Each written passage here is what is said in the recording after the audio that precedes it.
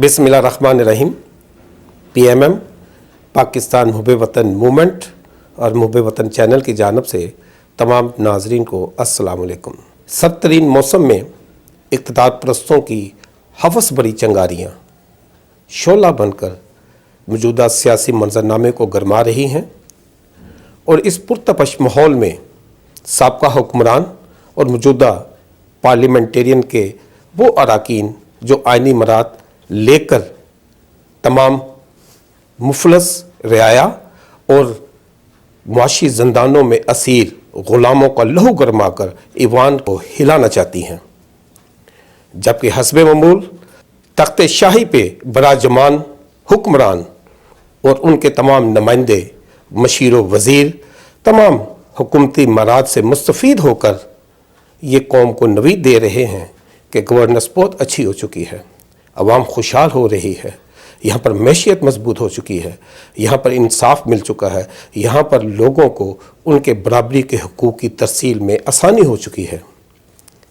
इतना अजीब है कि जब आज की जो हुकूमत पे बराजमान जो अफराद हैं, कभी ये अपोजिशन किया करते थे तो उस वक़्त हकूक़ की बालादस्ती के लिए आवाज़ बुलंद किया करते थे।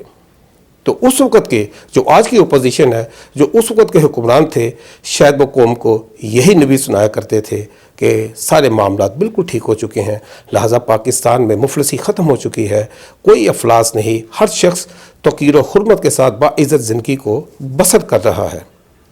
इसमें कितनी सच्चाई है और ये जमहूरियत में जिसका हम नाम लेते हैं, उसमें हमारे ये जो अपोजिशन और हुकूमत का जो खेल है, ये किस हद तक कामयाब है और किन के लिए ये मुस्तफ़ीद है? क्या इससे आवाम को भी कुछ इस्तिफ़ादा हुआ है कभी? हम अक्सर अपनी वीडियोस में एक कदीम रवायती और फुसुदा सोच का ज़िक्र करते रहे हैं, जिसने इंसानों को बतौर ग़ुलाम इस्तेमाल किया और एक छोटी सी ताकत बनकर वसाइल पर काबज़ रही। अदवार बदलते रहे, लेकिन उस वक़्त उनकी एक जो बात थी वो नुमायाँ वो ये थी कि लोग उनको साम्राज्य सोच के नाम से जानते थे, उनको बादशाहत के नाम से पुकारते थे, उनको इस बात के हवाले से बिल्कुल उनकी एक जो पहचान थी वो यही थी कि ये जाबर सुल्तान है। लेकिन आज शायद दौर बदल चुका है।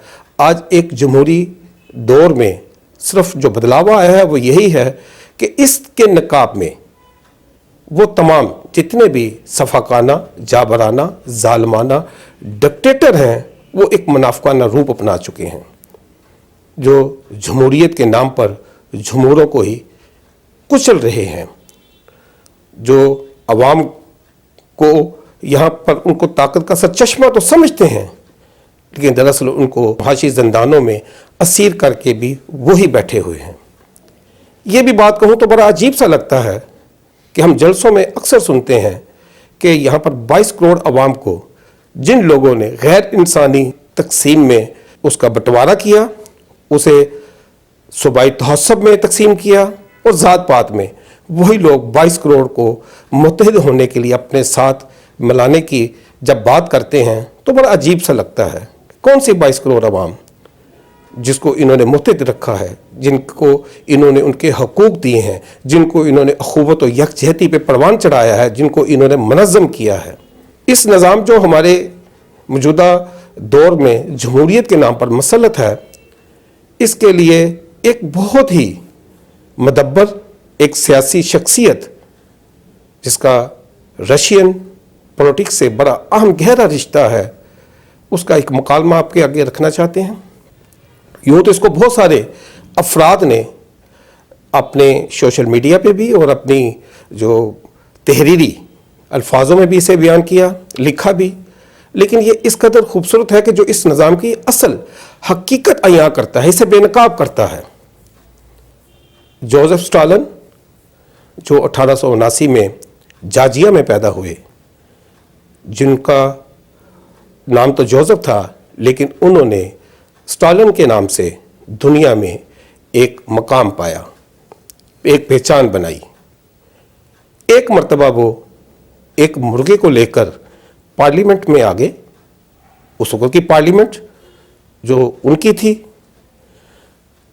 اور اس مرغے کو بڑی مضبوطی سے ہاتھ میں ڈبوچے رکھا، اس کا ایک ایک پڑ اس کے جسم سے نوچتے رہے۔ جیسے جیسے وہ پڑ نوچا جاتا بلبلا اٹھتا، تکلیف سے اپنی آواز جو بلند کرتا، لیکن جوزف اسٹالن اس مرغے کا ایک ایک پڑ نوچتے رہے۔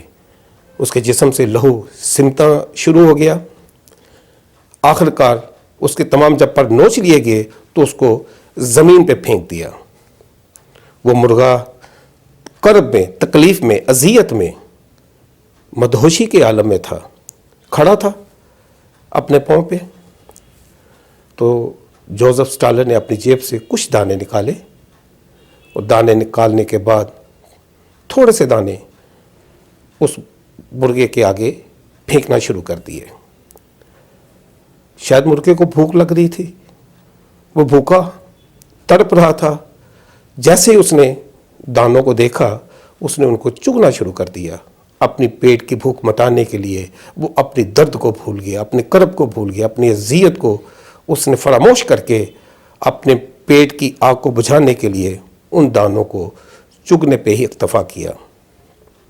یوں جوزف اسٹالن وہی دانے پھینکتا پھینکتا آگے چلنا شروع ہو گیا، اور مرغا ان کو چگتے چگتے چگتے چگتے اس کے پیچھے چلنا پہ مجبور تھا۔ پھر وہی درد میں بلبلاتا ہوا مرغا جوزف اسٹالن کے قدموں میں آ کے کھڑا ہو گیا۔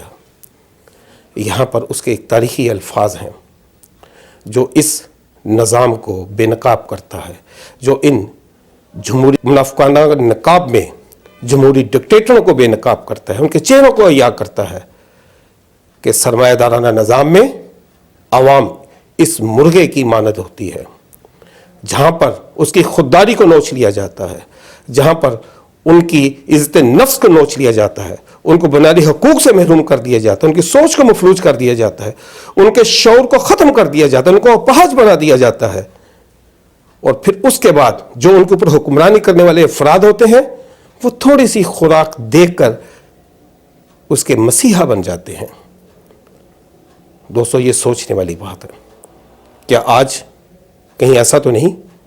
کیا وہ افراد جو اس قوم کے لہو کو اپنی تجوریوں کا مال سمجھتے ہیں، جو اس قوم کو ان کے حقوق سے محروم کرتے ہیں، ان سے جبر و تشدد سے مشقت لیتے ہیں، ان کو جینے کا حق نہیں دیتے، اور پھر وہ یہ بھی چاہتے ہیں کہ ان کو، ان کے خوشامدیوں کو، ان کے قصیدہ گراں کو، ان کے ثناخوانوں کو یہاں پر بطور رہبر تسلیم کر لیا جائے، رہنما مان لیا جائے؟ کیا ایسا تو نہیں؟ اگر ایسا ہے تو پھر اللہ تعالی ہمیں اسے نجات دلائے۔ اپنا بہت سارا خیال رکھیے گا۔ وآخر دعوانا الحمدللہ رب العالمین۔